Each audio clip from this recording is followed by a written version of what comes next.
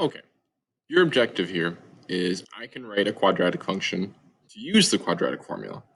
So in order to use the quadratic function, your formula needs to be, in order to use the quadratic formula, your function needs to be in the format ax squared plus bx plus c is equal to 0. That 0 is very, very important. If it's not equal to 0, you can't use the quadratic formula. So what if your function is not written like that? Can you still use the quadratic formula?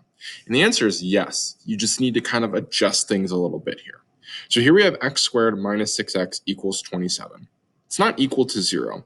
And if you look, there's no c value, right? There's a 1x squared minus bx, so here minus 6x, right? And then there's no plus c here. So what we're going to do is we're going to use the exact same skills that we used when we were solving equations earlier in the week here. So what I'm going to start things off with is I am going to both sides, I'm going to subtract 27. You want one side to equal 0, correct? So in order to do that, I'm going to take 27 and minus 27, and that'll equal 0. But remember, if we do something to one side on the left here, or on the right, we have to do it also on the left. So I have to subtract 27 over here. So 27 minus 27 is 0. So I get x squared minus 6x minus 27 is equal to 0. And now we have something that's in the format for a quadratic formula, right? We have ax squared plus bx plus c.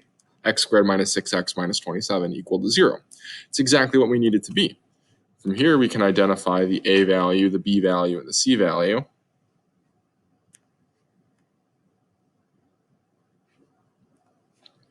And we could be along our merry way as we just type things into the quadratic formula.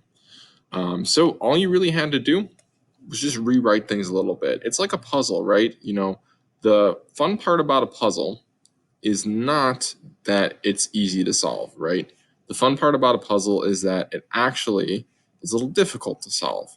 You have all the information present, you just need to kind of maneuver your way through it, make sense of all the pieces, and that's what makes a puzzle fun, not just being given the answer, right? So, very similar here, you need to maneuver things in a way that makes sense for what you need. In this case, we needed it to be in the right format, so we may have to rewrite a couple things. And then we can go ahead and plug in all our A, B, and C values, right? I like to do things with color, so you'll see me oftentimes writing all this stuff in black ink first. If you see me doing that and you're like, why is he doing that? Well, it's just because I like to color coordinate. I think it makes things nice and easy.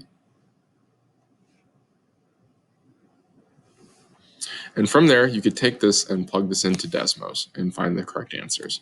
The correct solutions here, I'll write this at the bottom, are going to be x is equal to negative 3, and x is equal to 9. So to briefly summarize, in order to take this, which was unable to use the quadratic formula, in order to make it quadratic formulable, that's a word, we had to subtract 27 to both sides to get it equal to 0. Something you could legally do in all of mathematics is rewriting stuff, and please use that skill. It's like a puzzle. You need to fix things first before you can start working with them.